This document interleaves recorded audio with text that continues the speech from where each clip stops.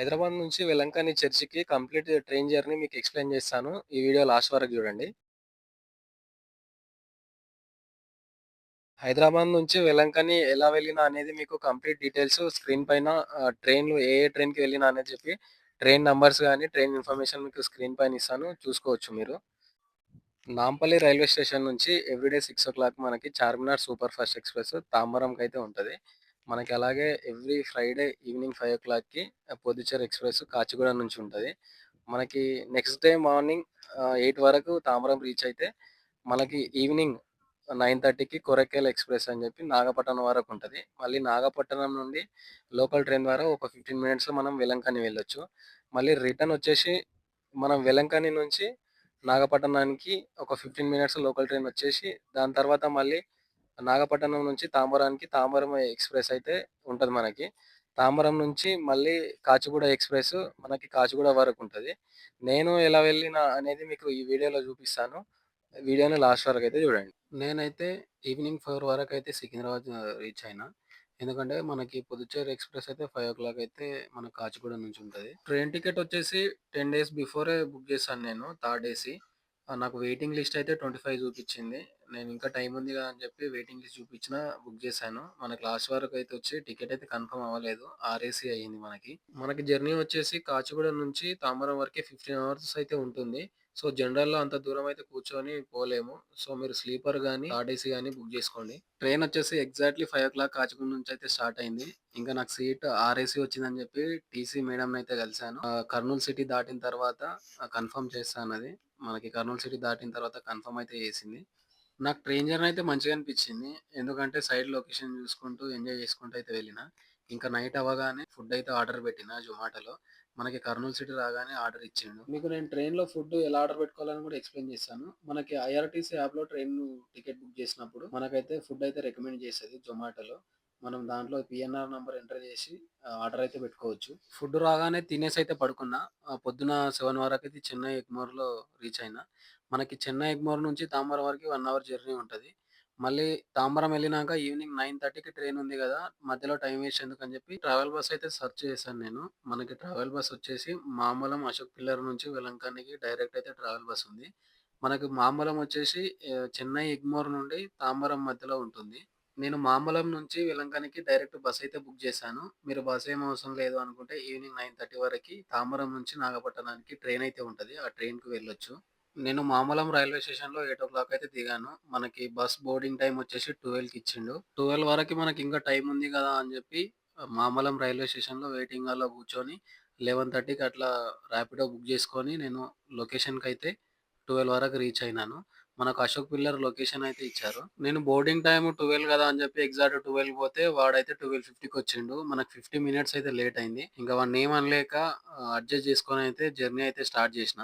Ashok pillar నుంచి మనం 1కి స్టార్ట్ అయితే వెలంకని వెళ్ళడానికి 9:30 అయింది. ఆల్‌మోస్ట్ 8 ½ అవర్స్ అయితే మనకు పట్టింది. నేను వెలంకని ఆర్చ్ దగ్గర అయితే బస్ దిగిన. అక్కడి నుంచి మనకి చర్చి 1 కిలోమీటర్ ఉంటది. మనకి ఆటోకి వెళ్ళాల్సి ఉంటది. ఆటోకైతే రూ. 50 చార్జ్ చేశారు. నేనైతే ఆటోకెళ్ళిన. నేను బిఫోర్ రూమ్ అయితే ఏం బుక్ చేసుకోలేదు. అక్కడ వెళ్ళినాక చూద్దాంలే అనుకున్నా. కానీ అక్కడ రూమ్స్ అయితే అవైలబుల్ లేదు. ఎందుకంటే మనకి సండే, ఈస్టర్ కాబట్టి చాలా అయితే క్రౌడ్ వచ్చింది. నేను అది ఎక్స్‌పెక్ట్ చేయలేదు. నేను రూమ్ కోసం అయితే చాలా సేపు వెతికిన. లాస్ట్ వరకైతే మనకొక రూమ్ అయితే దొరికింది. అది గూడా డబుల్ బెడ్‌రూమ్. సింగిల్ అయితే లేవని జెప్పిర్రు. మనకి డబుల్ బెడ్‌రూమ్ 2500 అయితే చార్జ్ జేసిర్రు. మనకి నార్మల్ టైమ్‌లో వచ్చేసి 1000 బిలో 1500 బిలో అయితే మనకి రూమ్ చార్జ్ జేస్తారు. మనకి ఈస్టరు కాబట్టి మనకైతే 2500 వరకైతే చార్జ్ జేసిర్రు మనకి. ఇంకా నేను రూమ్‌లోకి వెళ్లి ఫ్రెష్ అప్ అయితే అయ్యి చర్చ్ నైట్ వ్యూ చూద్దామని జెప్పి చర్చ్ వరకైతే స్టార్ట్ అయినా నేను. జనాలొచ్చేసి చాలా మంది అంటే చాలా మందొచ్చారండి. మనకి చూసుకోవచ్చు. మనకు రోడ్ల పైనయితే పడుకున్నారు చర్చి పక్కన. అసలు నడవడానికి గూడా ప్లేస్ లేదు. అంత జనాలైతే వచ్చిర్రు.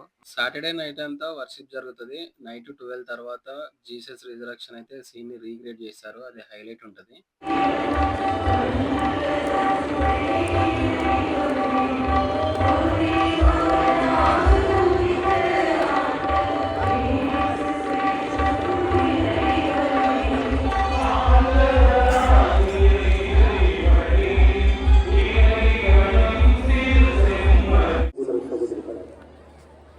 இந்த இயேசுவின் உயிர்ப்பின் அனுபவம் இந்த பாஸ்கா இரவு பாஸ்கா చూసారు కదా! జనాలు ఎంతమందొచ్చారో. ఇక్కడ చర్చి ముందు 1 కిలోమీటర్ వరకు ఇసుక ఉంటది. అందులో చాలా మంది జనాలైతే మోకాళ్ళ మీద నడుస్తున్నారు. అక్కడ పక్కనే జీసస్‌ది స్టాచ్యూ అయితే మనకు పెద్దగా ఉంటది. చాలా మంచిగుంటదది. చూసుకోవచ్చు మనం అక్కడ పక్కన.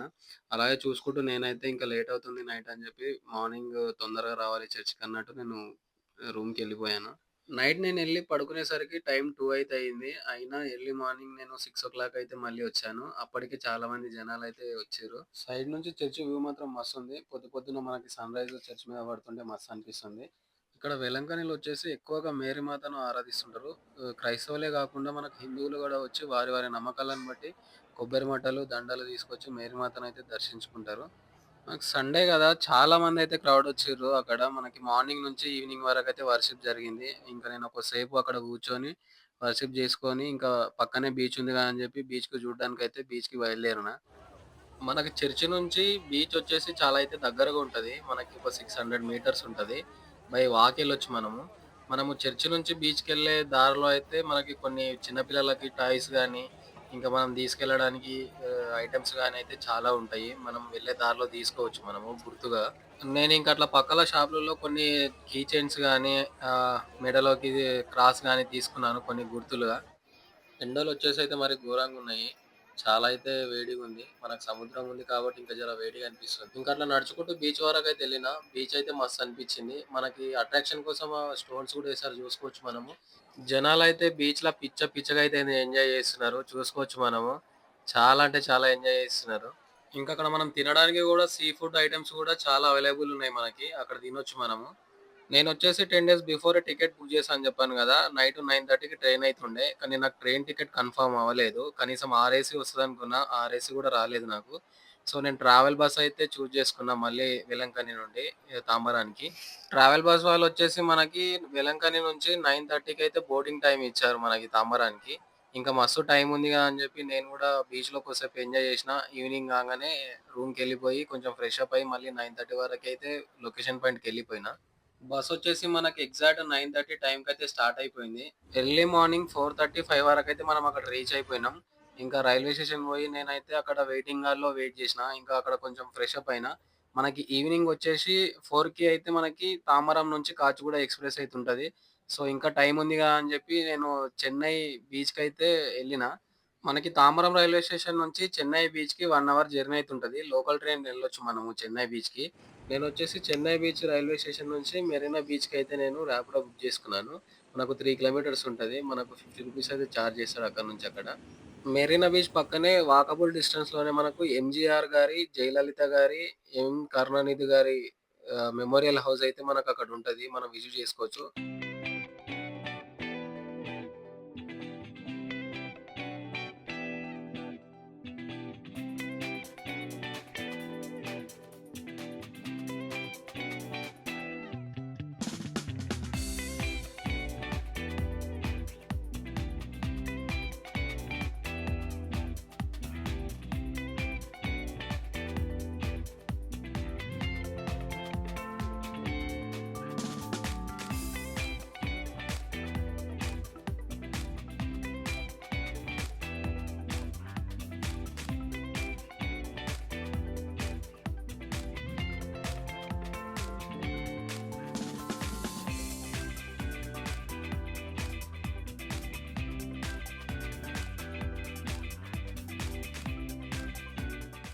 ఈ మెమోరియల్ హౌస్ రోడ్ అపోజిట్‌లోనే మనకు మద్రాసు యూనివర్సిటీ గూడా జూసుకోవచ్చు మనము. చూడనీకైతే మస్తుంది. మనకి మంచి ప్లేస్‌లో అయితే ఉంది. వాతావరణం అయితే ఎక్సలెంట్ ఉంది. ఇంకా మనకు దాని పక్కనే మనకు కరుణానిధి గారి మెమోరియల్ హౌస్ గూడా ఉంటది మనకు. మనకి చాలా అంటే చాలా బావుంటది లోపల. ఆ చెట్లు, ఆ వాతావరణము మనకు దీని పక్కలనే బీచ్ ఉంది కాబట్టి చల్లని వాతావరణం అయితే మనకిక్కడ ఉంటది. మంచి ప్రశాంతంగా ఉంటదిక్కడ. మనకి లోకల్ విజిటర్ గూడా చాలా మందొస్తున్నారు. ఎటువంటి చార్జెస్ అయితే ఉండవు. మొత్తం ఫ్రీయే చూసుకోవడానికి ఇది మనము. టైమింగ్ వచ్చేసి మనకు ఈవినింగ్ 9:30 క్లోజ్ అవుతది. మళ్ళీ మార్నింగ్ 9 వరకైతే ఓపెన్ అవుతది. మనం ఈ టైమింగ్‌లో వచ్చి చూసుకోవచ్చు మనము.